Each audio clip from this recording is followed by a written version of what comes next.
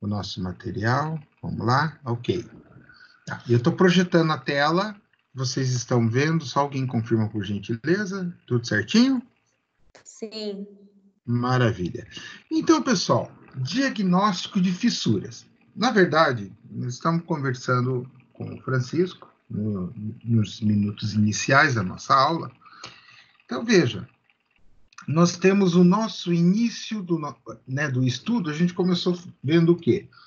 Os tipos de sessões. Então, a gente falou sobre as sessões de pilares, vigas, lajes. E os tipos possíveis. A gente viu lá um pilar em L, um pilar em T, uma viga em T retangular, e os tipos de laje. Tá, agora vamos entender por que nós iniciamos com este estudo, este entendimento. Para vocês saberem identificar os elementos estruturais, né? Então, poxa, mas aqui tem, nossa, esse pilar é diferente. Olhando assim, nossa, nunca vi isso. Por quê? No nosso curso, nós estudamos tão somente pilares e vigas retangulares. Então, vejam, é só estruturas retangulares. Nós não estudamos, pessoal, as variações das formas. Então, a ideia era proporcionar para vocês uma análise dessas variações de formas e dizer também, embora vocês vão ver o cálculo em concreto armado, que o cálculo é semelhante, né? Guardado ao quê? O respeito da proporcionalidade, né? Momento de inércia de uma seção retangular. Como é que eu calculo? Como é que eu calculo de uma seção em L? E assim por diante. Essa é mais ou menos a diferença, né? Nós temos os mesmos padrões, parâmetros de cálculo. Então, não é também algo fora da realidade o cálculo desses elementos diferentes de seções retangulares. Mas isso em concreto, a gente vê, olha, analisa e vai entender. O que resume tudo é algo que eu falei e venho trabalhando com vocês. Nós trabalhamos sempre com o conceito de nós temos uma zona de compressão e minha peça de concreto armado, eu vou ter uma zona de compressão e uma zona de tração. Simples assim, sempre. E aí eu pergunto para vocês, imaginando a minha peça de concreto armado ali, onde eu vou ter sempre uma zona de tração, uma zona de compressão, né? O aço vai estar posicionado na zona de tração. Pergunto, aonde vocês acham que acontece o maior problema das nossas estruturas de concreto armado? Na zona de tração. Tá? É na zona de tração que eu tenho todo o meu problema, que eu tenho tudo ali acontecendo, na zona de tração. Tá? Na zona de compressão, eu tenho pouca incidência de patologia. Tanto é que, vamos puxar pela memória, nós vimos lá N fotos e N formas de trincas nas vigas de concreto, trincas e fissuras. Nós vimos todas elas sempre posicionadas aonde? Na parte de baixo, que era onde geralmente se situava a minha zona de tração. Pessoal, antes de iniciar o diagnóstico, mais uma coisa que é importantíssimo, um conceito que a gente precisa entender. E isso é muito importante mesmo. Quando nós temos vigas biapoiadas, nós vamos ter a zona de tração na parte inferior. Quando ela estiver em balanço, o que é uma estrutura em balanço? Por exemplo, uma marquise, né? Uma sacada. Isto são estruturas em balanço, ok? São estruturas em balanço. Aí eu tenho uma inversão. O meu momento, né? Ele passa a ser negativo, porque ele é para cima, não é mais para baixo. E aí acontece o quê? Acontece que não será na seção inferior, e sim na seção superior, que estará em tração, que é onde eu vou ter meus problemas de patologia. E aí, pessoal, que entra algo que guarde para a vida de vocês. Eu não sei se serei eu professor de concreto armado. Eu não sei se vocês vão ver concreto armado esse semestre que vem, ou vão ver daqui um ano. Enfim, mas isso guarde para a profissão de vocês como engenheiros, tá? Se conselho, se fosse bom, não seria dado, seria vendido, mas vai um aí de graça, pensando, né, em termos de patologia de obras. Pessoal, muito cuidado com situações em balanço. Sacada, marquises. Por quê? Elas rompem frágil. Como assim, professor, rompe frágil? É assim, pessoal. A viga biapoiada, a laje, o pilar, antes de chegar à ruptura, ele vai dizer para você que está com problema, ele vai dizer para você que está danificado, tá?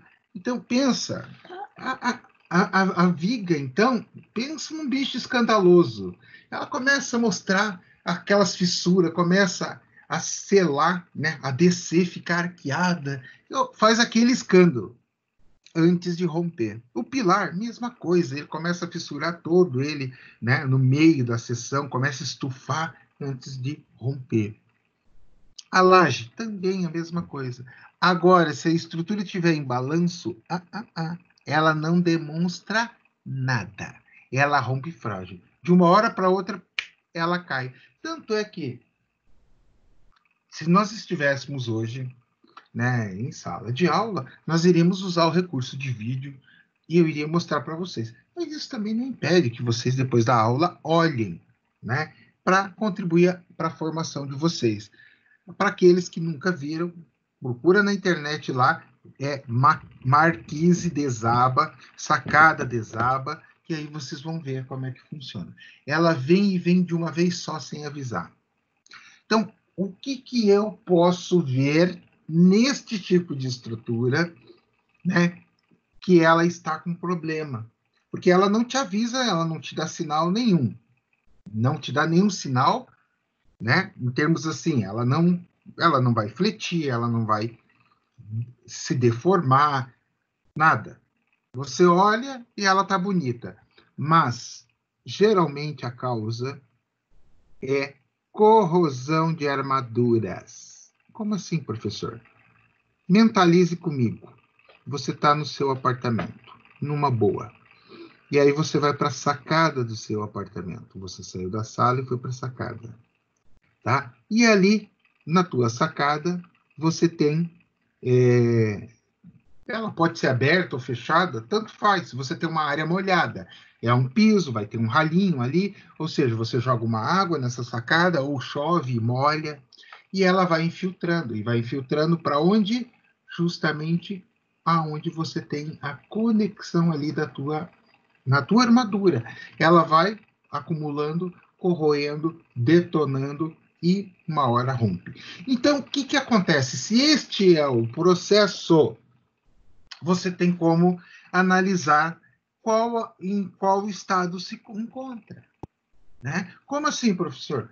Olhando embaixo da peça de concreto, você vai ter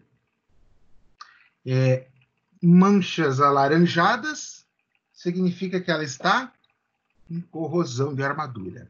Se ela estiver esbranquiçado, significa eflorescência, significa que ela ainda está no estágio anterior à corrosão. Então, você tem como verificar se existe problema ou não, tá? E aí é aquela história. Vou fazer qualquer procedimento numa estrutura desta natureza em balanço. Você jamais deve fazer qualquer coisa que dirá ficar embaixo muito tempo, tá? Sem colocar escórias. Escoramento sempre, tá? Porque a chance dela romper e cair na tua cabeça é muito grande.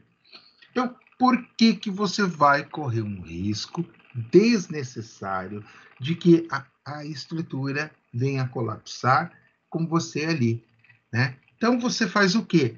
Primeiro de tudo, tem que fazer uma reforma, coisa e tal, não sei o quê, blá. Ok.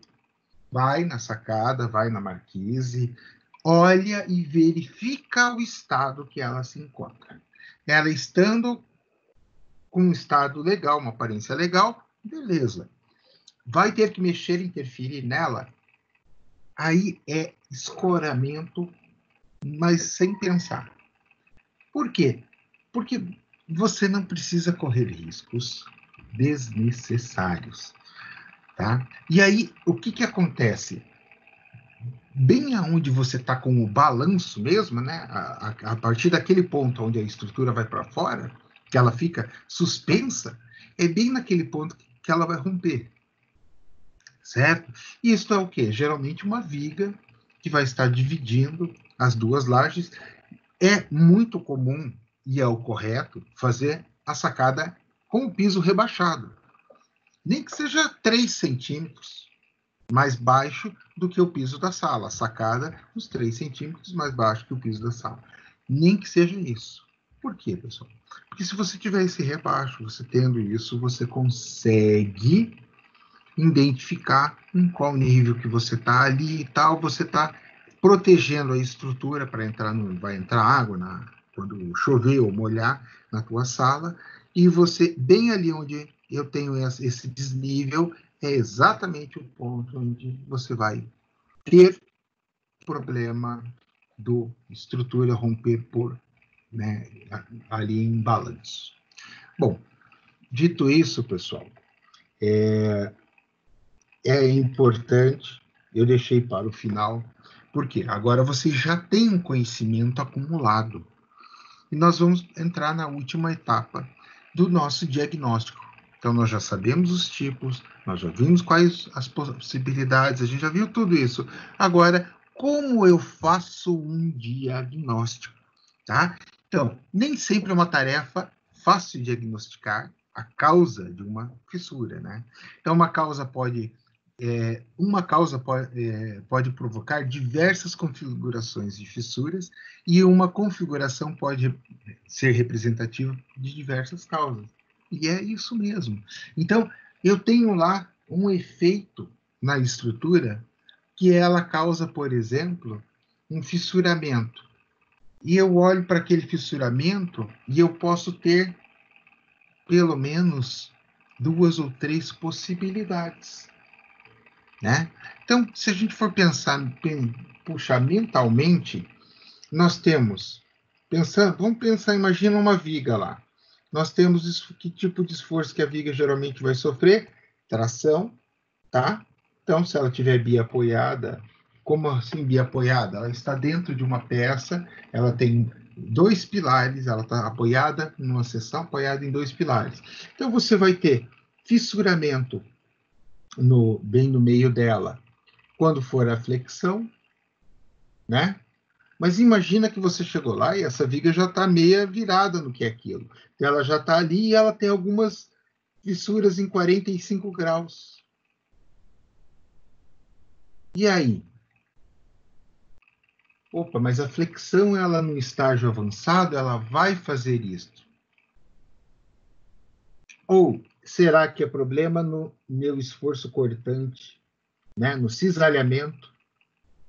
É um problema de cisalhamento, tá? Então, ou seja, você tem mais de uma possibilidade. Cuidado, olha com calma, porque você pode, nunca chegue, olhe a estrutura e fale, isso é isso. Isso é aquilo. Significa que você não pensou, você não analisou, e a probabilidade de você errar é grande, tá? Então, toma cuidado para não errar. Então, de acordo com Lichtenstein, a resolução de um problema patológico passa obrigatoriamente por 3 etapas: levantamento de subsídios, diagnóstico da situação, definição de conduta. Como assim, professor? Vamos lá. Então, o levantamento de subsídios, o objetivo é acumular e organizar as informações necessárias, tá? E suficientes para o entendimento dos fenômenos. Então, vamos lá. Você chegou numa obra, chegou lá você, na obra, da qual você te contrataram, ó, escuta, tá com problema a obra lá, tal, vamos lá para você ver. Já é uma construção, sei lá, com alguns anos de idade, você chega e olha, ó, o que que tem, aconteceu aqui, como é que foi? Não, não. Informações necessárias e suficientes. Eu vou perguntar primeiro de tudo, o que? Projeto. Tem um projeto?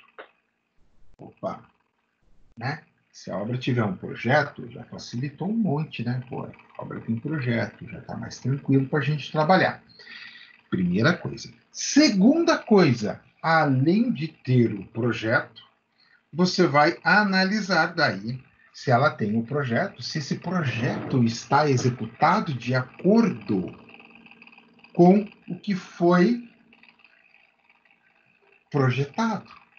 E fica tranquilo, porque é muito comum acontecer isto. As pessoas não executarem o projeto exatamente como ele foi planejado, tá?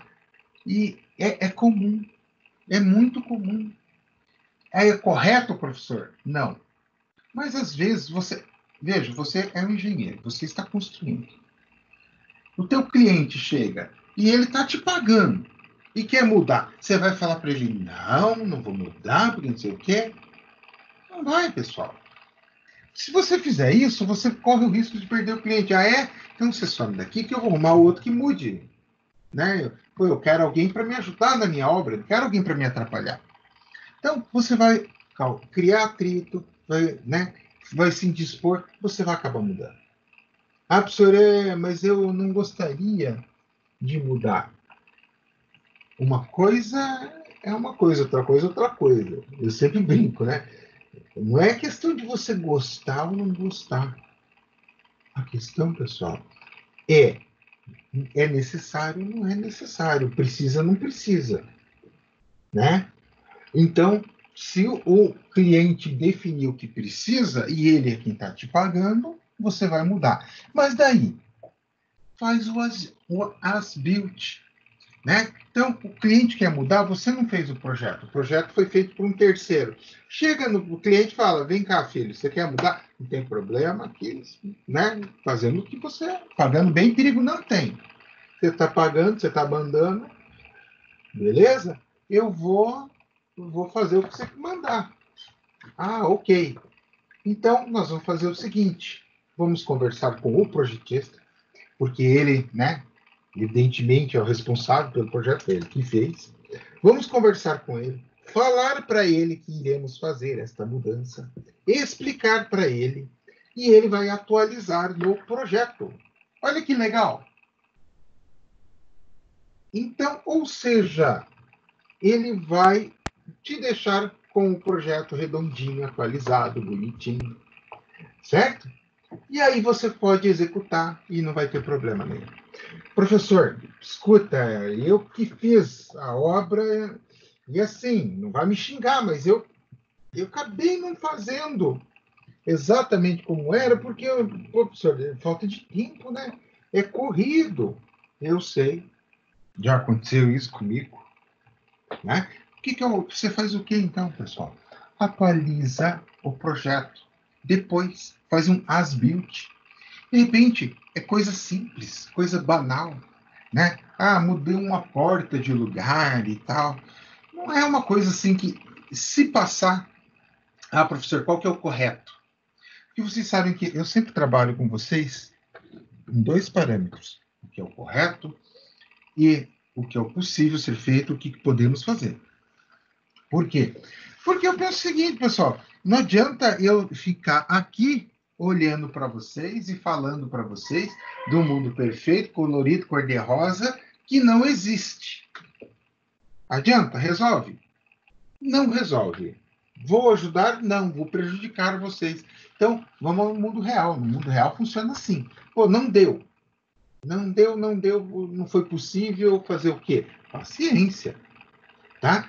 É coisa simples, mudar uma janela que era para ter 1,5 m, saiu com 2. Era uma porta que era para estar num ponto, foi mudada para outro. Paciência, pessoal, fazer o quê? Acontece essas mudanças, esses imprevistos. Mas considere tudo isto quando você estiver pegando o projeto em mãos, tá? Tudo isso que a gente acabou de analisar, você vai considerar quando você pegar o projeto em mãos. Aí você está ali olhando para aquele projeto, tá? Fez todas essas ponderações, né? Evidentemente que, se modificar o estrutural, faça a alteração no projeto, para não se incomodar depois, para não arrumar um problema para a tua cabeça. Uma porta num lugar diferente do que era para estar, isto não impacta para derrubar uma estrutura, não é um problema. Agora, você mudar uma viga, né? Mudar o dimensionamento dela, do que está ali no projeto, para fazer outra coisa, aí você complica a tua vida. Ok? Bom, vamos lá. Dito isto, você tendo o projeto, fica muito fácil de você fazer a análise, tá? Então, aí você tem como fazer toda a investigação e fazer toda a análise. Como assim? Verificar os cálculos, verificar se não tem erro no projeto, e aí você vai analisar os problemas de patologia, e você vai ver, né, que os problemas não estão no projeto e sim na execução. Beleza, ótimo. E se você não tiver o projeto, que é algo bastante comum, é muito comum não ter o projeto, tá? Ou às vezes tem o projeto arquitetônico, não tem o estrutural. O arquitetônico resolve tua vida? Não. O arquitetônico te ajuda? Não. Para analisar uma estrutura, um problema de patologia? Não. Ele pode te trazer uma representação gráfica ali, vai te ajudar a fazer um posicionamento, onde você tem um problema patológico ocorrendo, etc. Né? Depois a gente vai ver um laudo, vocês vão entender o que eu estou falando. Então, não vai. Então, aí começou a complicar, né? Mas nem tudo está perdido. Primeira coisa, tenta descobrir quando foi feita a obra. Ok? Isso é um dado muito importante, porque você sabe que nós tivemos uma grande mudança em 2003 na nossa norma, tivemos um ajuste em 2014, mas a mudança severa e bruta mesmo foi em 2003. Então, você sabe que mudou os parâmetros do FCK, né? O padrão era 18, passou para 25. Então a gente sabe disso, porque você já estudou, você já tem esse conhecimento. Então você vai verificar e de qualquer jeito, na dúvida, pesquisa. Rapidinho você vê, coloca lá 6118, que é a norma de concreto, puxa lá, né? Você vai ver que tem quando foi a anterior, na década de 80, enfim. Isso é o primeiro objetivo, analisar. Por quê? Ao fazer este levantamento, você acaba buscando subsídios para poder fazer um bom diagnóstico, tá? Diagnóstico da situação, entender os fenômenos, identificar. Por exemplo, olhando o projeto, você vai ver tudo, como é que está, o dimensionamento das peças, tamanho, tudo, ok. Mas o arquitetônico, você não tem o estrutural. Tem só o arquitetônico. Fazer o quê? Vamos se virar com o arquitetônico, né? E, de repente, você pode analisar que aqui onde essa sala, uma sala qualquer comercial, estava projetado para ser uma sala comercial qualquer, está sendo utilizada como biblioteca. E olha, aí tem até uma curiosidade, que a gente vai poder quando voltar às aulas, a gente poderia, né, voltar às aulas no prédio, poderia verificar.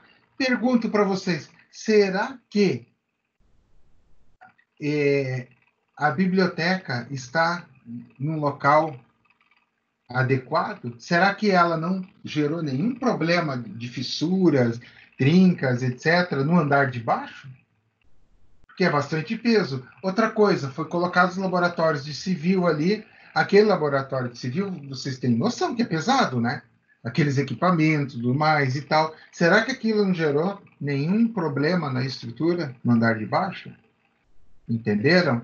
Então, são coisas que inicialmente não estava projetada, mas foi feito um uso depois. Então, a gente vai...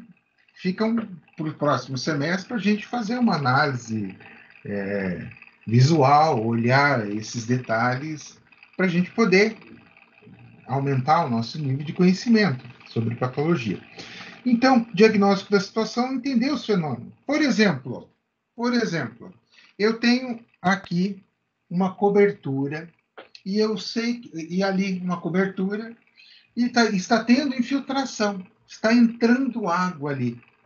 É óbvio que a água vai nos trazer problemas de corrosão ao longo do tempo. A gente já sabe disso. Então, analisa, veja o ambiente, veja os detalhes, observe cuidadosamente.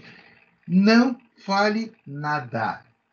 Ah, professor, eu acho que é tal coisa, eu vou falar. Não fala nada. E você pode achar que é uma coisa.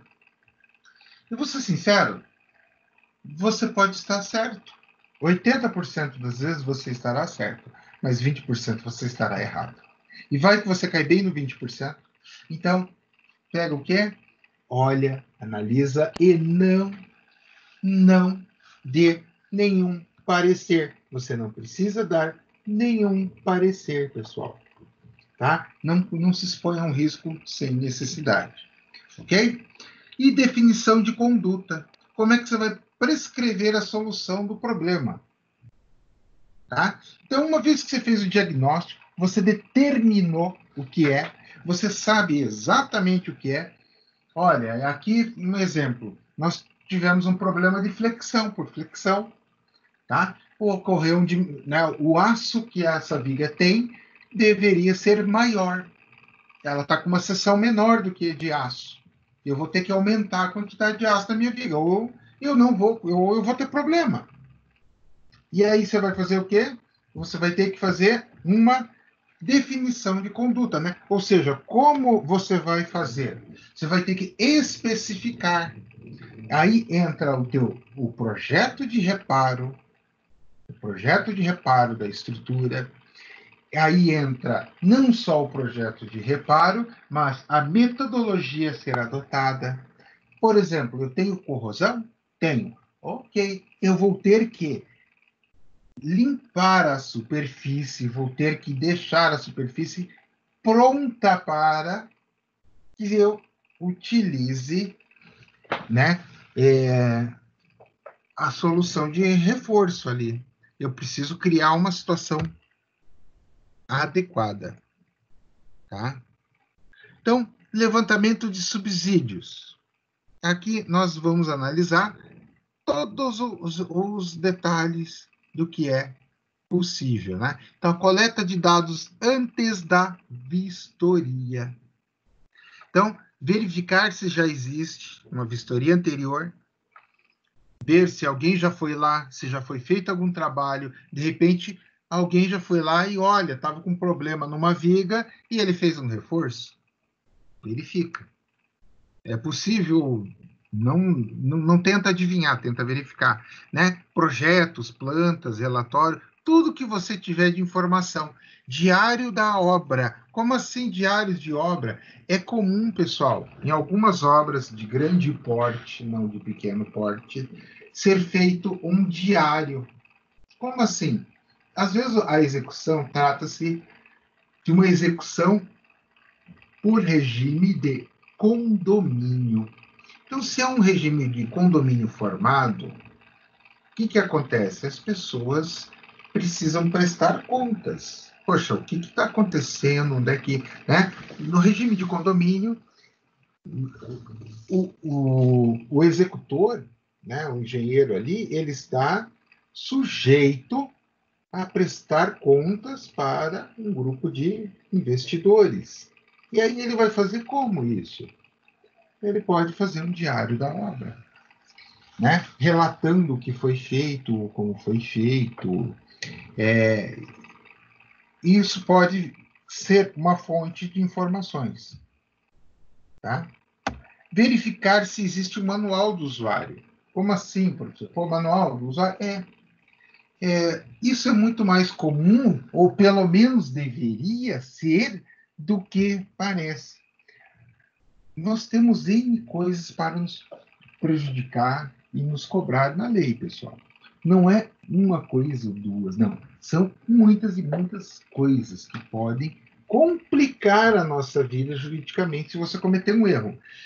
E uma das poucas benesses que nós temos, uma das poucas coisas boas nessa vida, é a possibilidade de se defender. Como assim se defender, professor? Claro, né? Em vez de deixarem te fritar, você se defender. Como que você faz isso? Manual do usuário, tá? Então, você tem lá um manual do usuário, ou um manual de manutenção da obra, ok?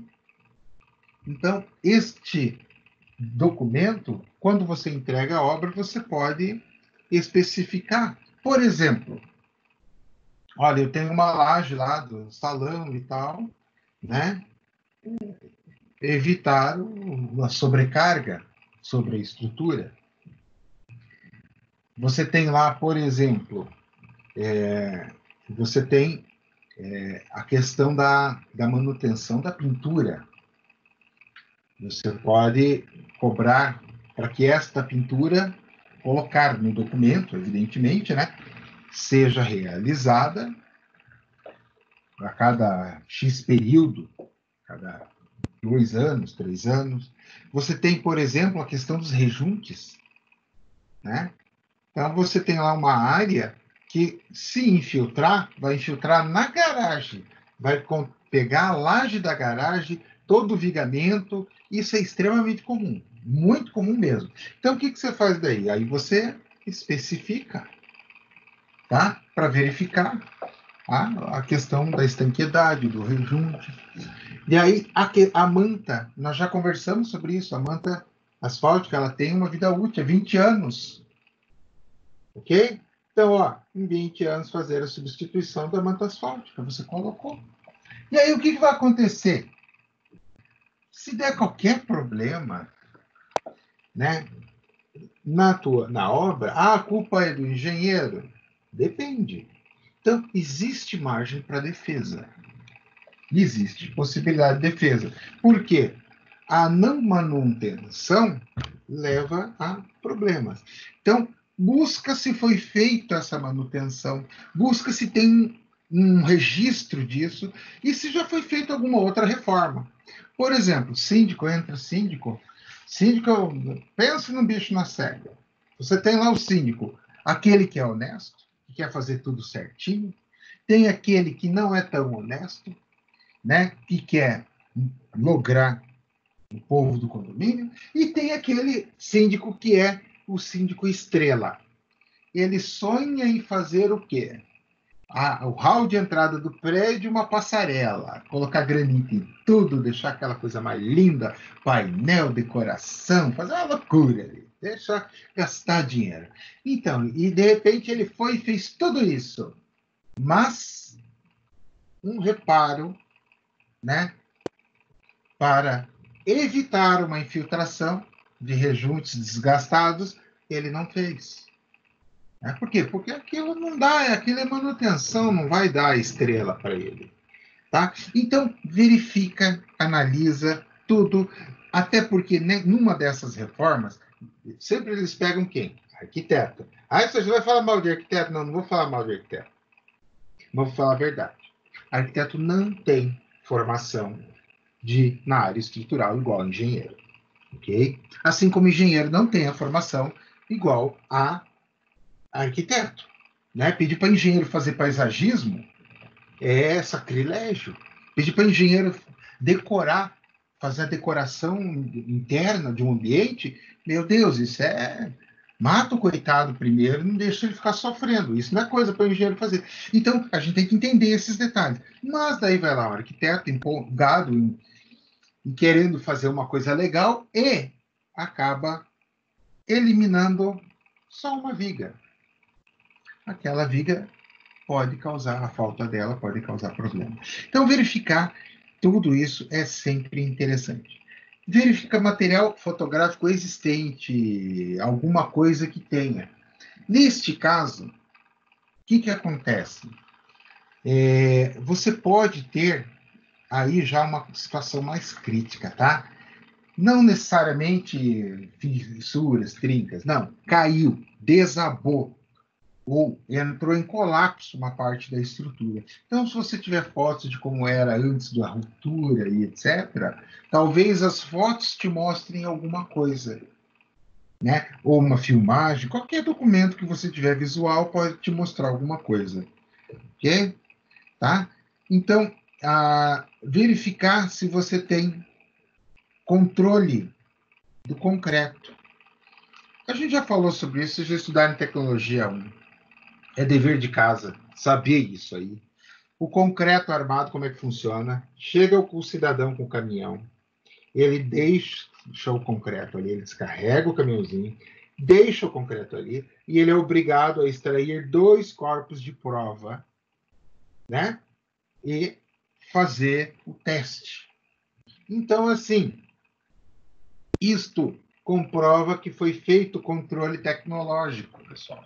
Professor, como é que eu vou atrás de um exame, um teste que foi feito há 10 anos atrás de concreto? Eu não consigo. Pessoal, não é para você ir atrás. Vamos pensar na lógica. Se você tem a estrutura que deu problema 10 anos depois, não foi qualidade de concreto. Né? Por quê? Porque se fosse a qualidade concreta, ele teria dado problema antes, é uma lógica. Mas se foi feito um controle, significa que você tem uma homogeneização. Significa que o concreto usado no primeiro pavimento é igual ao do 20º. Né? Ou seja, foi controlado, foi feita a manutenção, foi feita uma coisa legal. Beleza. Depois disso, né, aí você vai analisar a questão do traço do concreto empregado. Então, prédio, geralmente, você vai ter projeto estrutural. Casas, residências, assim, pessoal, é difícil você ter todos os projetos estrutural, arquitetônico e tal. É muito mais difícil, tá? Agora, quando você parte para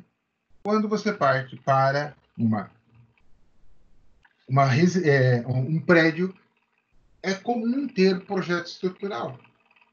É bem normal, tá? É mais normal ter o projeto estrutural do que não ter, tá? Aí você pode verificar se o corpo, né, o concreto foi executado exatamente como está prescrito ali. Eu não tenho como ver isso. Tem sim. Você tem laboratórios especializados nisso. Você faz a extração de um corpo, de um corpo de prova de concreto. Como assim concreto? Concreto é concreto, não é reboco, tá? É concreto puro. E aí, com aquele corpo de prova, você pode mandar para o laboratório e eles vão fazer eles vão determinar o traço. Como que eles fazem isso? Através de testes, através de solução química, vai decompor completamente o concreto, decompõe, isso em laboratório, claro, tudo controlado, completamente, decompõe. Ele vai restar separado ali as partículas de areia, o que é areia, né? O agregado, o cimento, ele vai separar. E aí você tem como determinar qual era o traço projetado e qual a resistência que aquele concreto suporta. Então, por quê? Porque eventualmente você pode ter um problema no concreto, né? Entrevista e discussão do caso com quem projetou. Isso é muito importante, pessoal.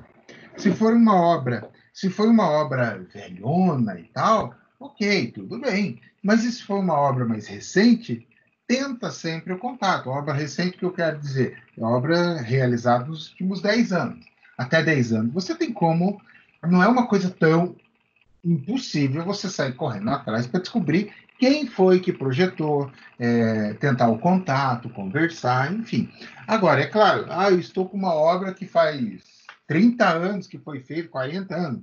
Meu Deus do céu, né? Coitado que projetou e executou, provavelmente já não está mais nem aqui.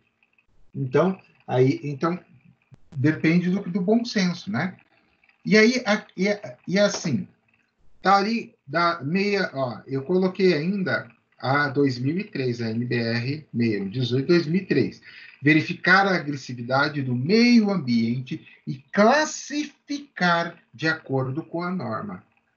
Tá? Por quê? Como assim do ambiente? Vocês lembram? Eu já comentei sobre a agressividade do ambiente com vocês. Nós vamos estudar isso em concreto, a fundo, e dimensionar o cobrimento. O que é o cobrimento? A camada de concreto de proteção da armadura. Tá? Quantos centímetros ela tem que ter? Mas você pode verificar. Por exemplo, numa obra antiga, você vai usar a norma anterior a 2003.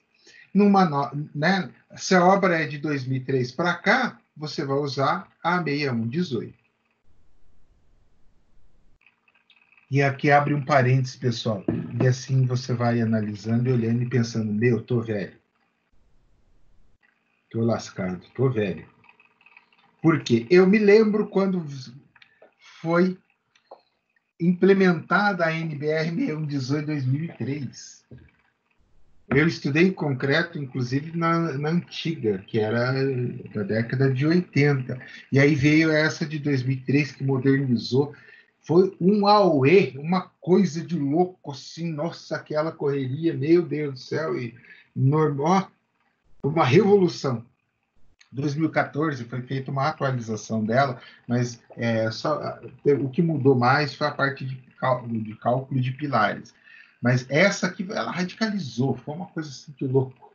E aí, olhando 2003 menos 2020 menos 2003, isso foi há 17 anos atrás. Aí você pensa, nossa, tô velho. Vamos lá. Preparação para a vistoria. Então, a gente já viu, né, documentação, já viu tudo. A literatura, pessoal, traz para vocês vão encontrar a palavra anamnese, tá? Significa fazer isso. Isso que a gente descreveu ali. Pegar no item 8.1.1. Então, pegar todas essas informações, esses dados, essas características, tudo, levantar toda essa documentação, essa informação, é a anamnese da obra. Ok? Dando sequência, vamos lá. Preparação para a vistoria. Rever e consultar os documentos obtidos na obra. Você vai fazer uma verificação, ver o que é documento principal, secundário, né? Desenvolver uma sequência de vistoria. Como assim uma sequência? Claro. Você imagine que você vai vistoriar um prédio e o teu objetivo não é nenhuma coisa fora da casinha, não tem nada quebrado, trincado, etc. Aparentemente, você vai dar um laudo, e é comum isso, tá? Que aquele prédio ele está legal, que ele não tem nenhuma patologia de obra, que ele não tem nenhum problema. Tá? Então, é um laudo que você vai simplesmente atestar, dizendo que ele está ok. Como é que você vai fazer? Professor, é tranquilo, só tem 30 andares para vistoriar. Então, o que você vai verificar? Porque eles querem um laudo completo. Completo é completo, significa verificar a parte externa, a parte interna, instalações, e daí? Ganha uma grana boa isso, tá, pessoal? Essa parte de vistoria é só para dar essa noção para vocês. você tem lá a justiça, ok? E a justiça, como é que funciona? Entrou um advogado porque deu um problema na obra e daí veio um outro fulano. Não, esquece. O juiz, para decidir algo, ele precisa de um embasamento técnico. O juiz entende o que de engenharia? Nada. Né? Nada. Então ele faz o quê? Ele nomeia um perito. Esse perito é quem vai fazer toda a vistoria, é quem vai fazer toda, né, a análise da situação. Eventualmente, a parte que acusa vai ter um engenheiro fazendo, né, fazendo uma peça de acusação, com laudos, etc., não sei o quê, e a parte que defende vai fazer a mesma coisa. Mas aí o juiz vai fazer o quê? Vai acreditar em quem? No João ou no Pedro? Não. O juiz vai acreditar no perito.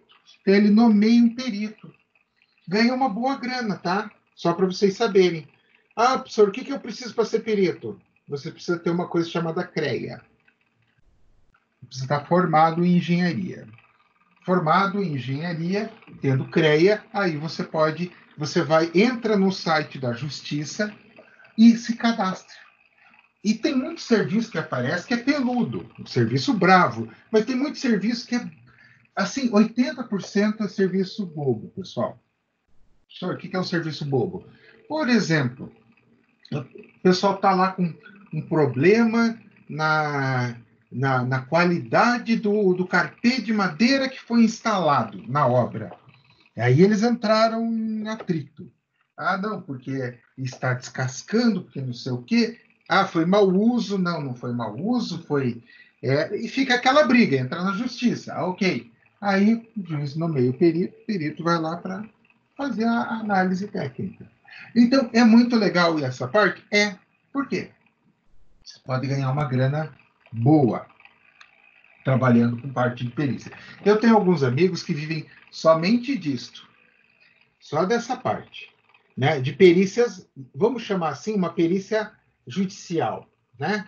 E eu tenho alguns amigos que vivem até ele postou no coisa no Facebook dele há uns 10 dias atrás. Aquele lá é louco da cabeça. Eu não faria o que ele faz. Ele foi fazer uma análise, né, num cais do Porto.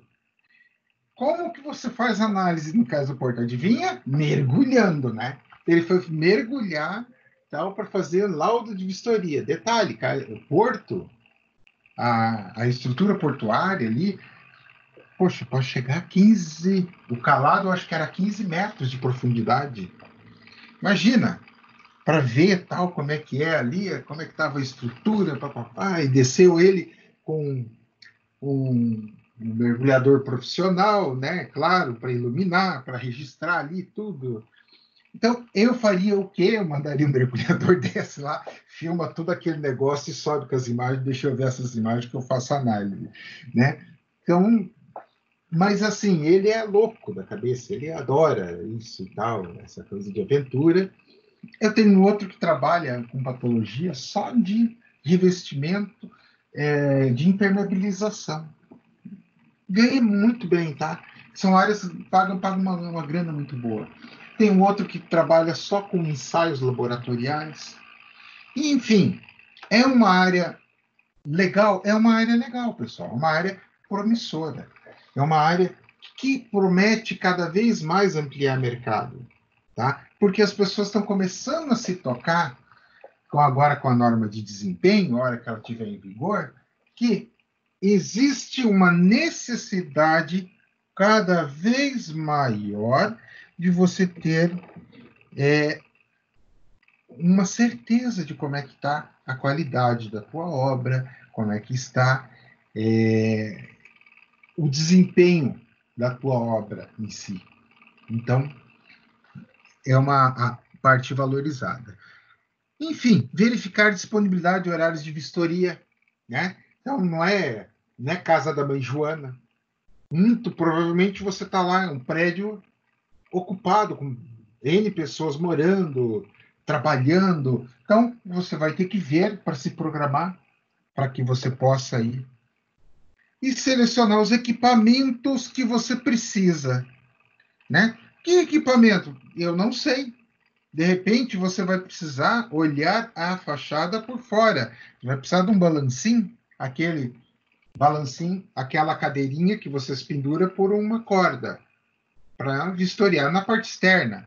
Ou vai precisar de escada, andaimes, enfim, tudo depende da necessidade, tá? Então, vamos agora estudar, analisar, selecionar estas ferramentas necessárias para a vistoria.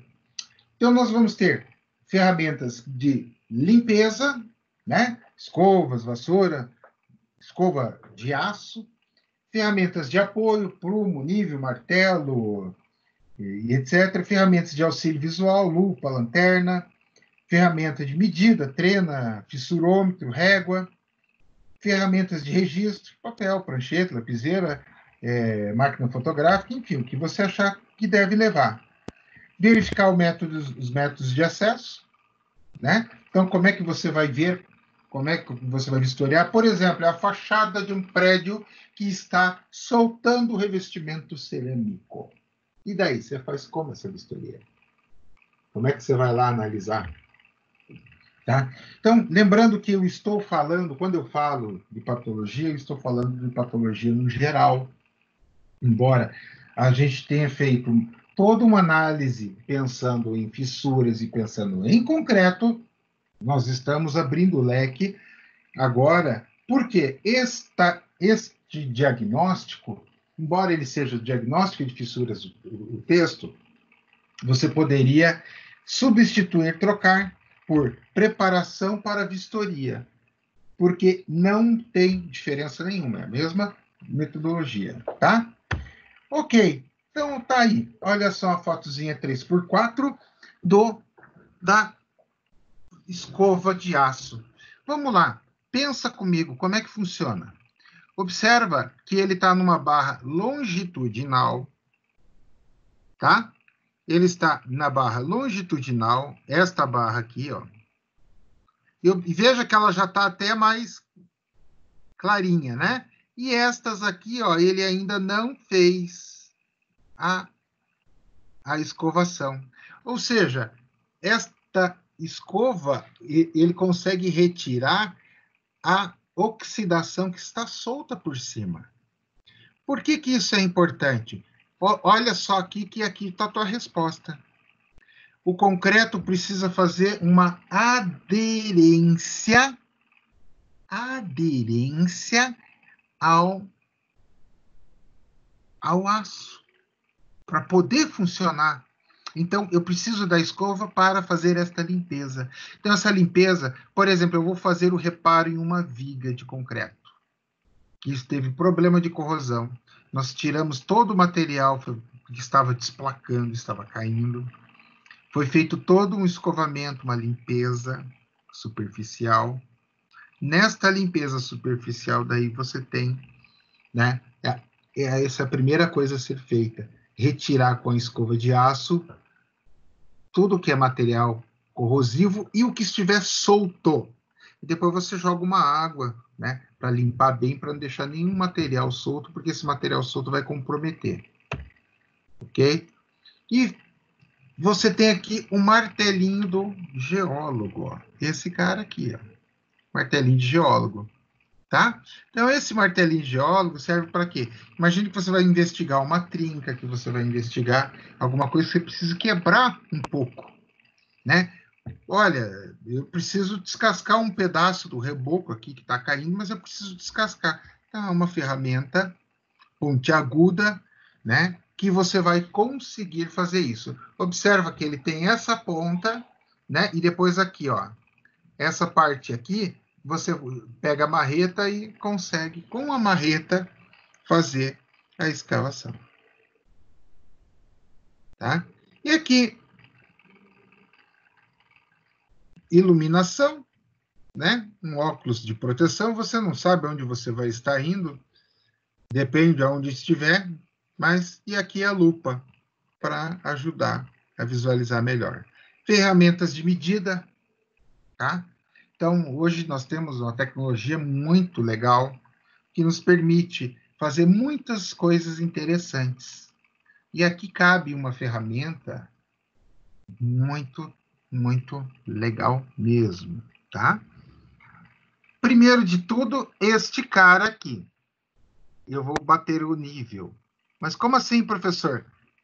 Pensa na viga que deformou. Eu preciso marcar e analisar e ver, mensurar quanto ela deformou. Eu uso esse cara para fazer a projeção, né, do laser, e aí eu tenho como medir quanto ela deformou. Este cara também ajuda na mesma coisa. Tem uma trena aqui, um nível, dá para usar. Mas tem um outro equipamento, pessoal. Esse é top. E é sinistro esse equipamento. É muito legal. É um equipamento que você verifica,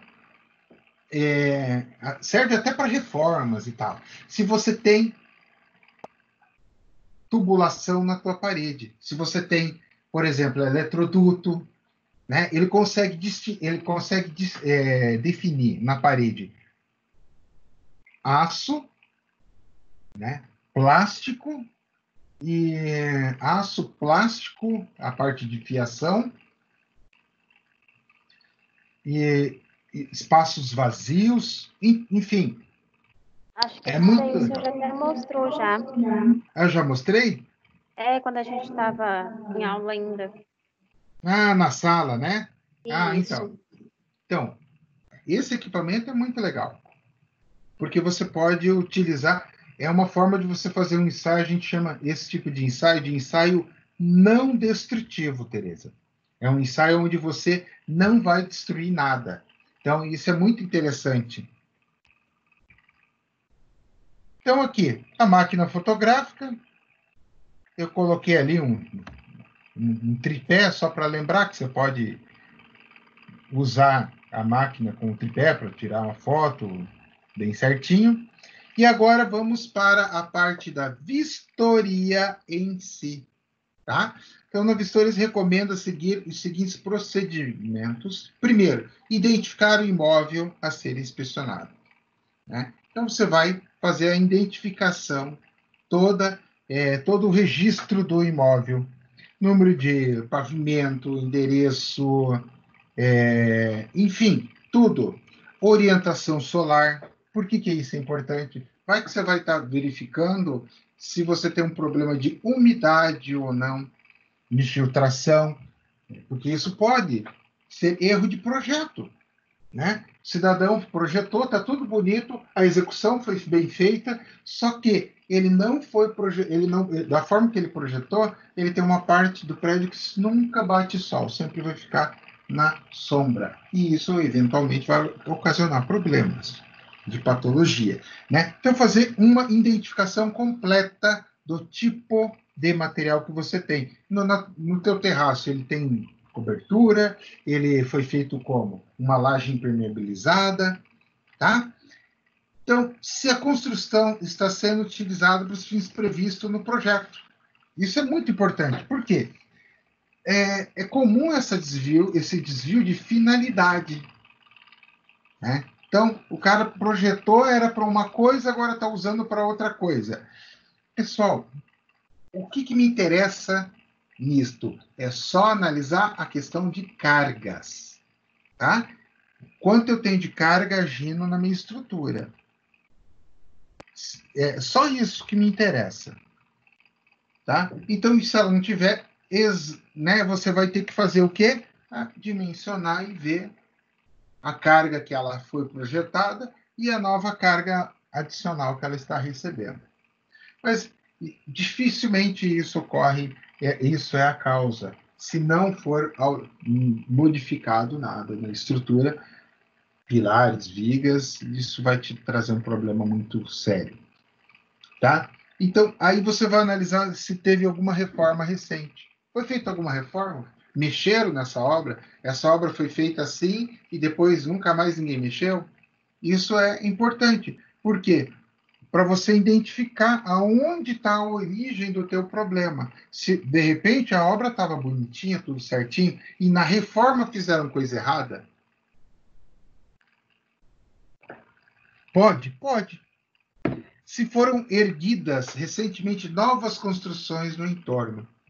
Isso aí, pessoal, nós já vimos a projeção no solo da carga do bulbo de pressão. Nós vimos isso em solos 2, né? Mecânica do solo avançada. Então, a gente já viu o estrago que isso faz. Nós vimos lá os prédios de Santos. Então, esse olhar o entorno, isso é fundamental. Teve um problema de uma patologia, tá? Que o pessoal do prédio não era tão velho, um prédio de uns, na época tinha uns 10 anos, 10, 12 anos, tinha todos os projetos, tudo certinho, e começou a dar problema de fissuramento, né? E isso, um amigo meu pegou o serviço, daí me chamou para participar. E a gente foi analisar lá, ver como é que era, o que estava acontecendo. E daí ele colocou os selos de gesso. Já vou mostrar para vocês o que são os selos de gesso, como é que funciona, tá? E aí ele descobriu o quanto estava fissurando por semana, qual era a projeção, o que estava acontecendo. Enfim, aí eu peguei e fiquei com a parte da análise estrutural e eu fiz a projeção das fundações. O prédio estava com o bulbo de pressão de uma parte ultrapassando o terreno vizinho, o qual estava sendo escavado para a construção de um outro prédio. E aí matamos a charada, né? Então ocorreu um erro no projeto que, por sua vez, aí a consequência foi essa. Aí, além de descobrir isso, a gente queria saber o quanto era a projeção de estrago. Porque, de repente, ó, isso aconteceu, deu uma fissurada aqui e ali, faz o reparo nas fissuras e tchau, acabou, resolvido o problema. Vida que segue, né? Se for uma coisa assim, ou é uma coisa mais séria, que você precisa fazer uma intervenção na estrutura, aí sim é complicado. Ok? Então, observar detalhadamente todo o corpo estrutural. Né? Então, você tem que analisar e ter certeza absoluta. Foi usado proteção? É pré-moldada? Né? Foi feito em loco, tudo certinho? Como é que foi? Então, saber como é que é a tua estrutura de concreto é fundamental. Tá? Verificar se as fissuras que se manifestam-se preferencialmente em alguma das fachadas da obra. Por que observar a fachada da obra? Né? Como assim, professor? Você está dentro do prédio, né? Pensando em prédio tradicional, normal, com quatro faces, e nenhuma das faces interna predominou. Isto pode ter muito a ver com o quê? Trincas de dilatação térmica. Lembra que a gente viu a dilatação térmica, o que ela faz? Pode, né? Por isso, na página anterior, se a gente voltar um slide, aqui, deixa eu ver, aqui, olha só, aqui, ó, orientação solar, tá? Verificar, porque imagina, você verificou que a orientação solar do prédio está ali. Ah, eu já sei, é nessa fachada, na fachada, um exemplo, sul, fachada sul. Ah, legal. Aí você vai e olha e todas as suas trincas, né, ou a maioria delas está concentrada na fachada sul. Adivinha? Não precisa de muito esforço, né? Para você chegar aqui, você provavelmente tem uma ligação de dilatação térmica, de fissuras por movimentação térmica, tá? Então, verificar se as fissuras estão evoluindo ou não. Porque uma coisa é, fissurou tal, porque fizeram a obra ali, ou aconteceu algum evento, né, e fissurou. Mas elas estão continuando, elas estão progredindo, elas estão persistindo? Sim ou não? Existe uma evolução dessas fissuras? Isso é fundamental você saber. Porque se não está evoluindo, estabilizou. Estabilizou faz quanto tempo? Ah, uma semana, 2, 10 dias. Entendeu? Então, isso você verifica com o selo de gesso. Ou tem outros também, pode usar o vidro, a gente já vai ver isso, tá? Verificar se as fissuras são ativas ou passivas, aplicando, por exemplo, né, selos de gesso. Se estiverem surgindo novas fissuras ou não. Claro, você foi e mapeou aquelas fissuras. De repente, pessoal, você pode até usar uma canetinha, né? E marcar, fazer alguns riscos ali, marcar onde está fissurado, colocou o selo de gesso e volta depois de uma semana para olhar, para observar, para ver se quebrou o selo de gesso, significa que ela está se movimentando, e para ver se surgiram novas ou não. Isso é importante. Identificar o tipo de fundação. São superficiais, né? São as nossas sapatas, contínuas, isoladas ou radier. Se elas são profundas, né? Tubulões, estaca, enfim. Qual é o tipo de fundação? Por quê? Porque você pode, se tiver fissura de recalque, você tem como fazer esta verificação, esse estudo. Tá? Identificar os elementos estruturais a serem vistoriados. Às vezes você não tem, o prédio tem 30 pavimentos, mas você está com um problema localizado em um ou dois ou três andares no máximo, né? Num único lateral, num único setor. Então você tem que verificar e identificar exatamente, ó, essa peça é nesse lugar, essa peça é nesse outro lugar. Porque senão, daqui a pouco, você tem um monte de foto, tipo assim, eu olhando as fotos, meu, e daí? Mas de onde que é essa foto aqui? De onde que ela é? Né? Então, fazer a identificação bem certinho do que vai ser vistoriado. E aqui está o nosso amigo fissurômetro e selo de gesso, tá? Selo de gesso ou a lâmina de vidro, você coloca ele sobre a tua fissura. O selo de gesso, o gesso é um material que ele não dilata, ele não tolera grande movimentação, não. Colocou o selinho de gesso ou a lâmina de vidro, vai trabalhar um pouquinho. Normal de todo material, né? Mas o limite dele é muito pequeno.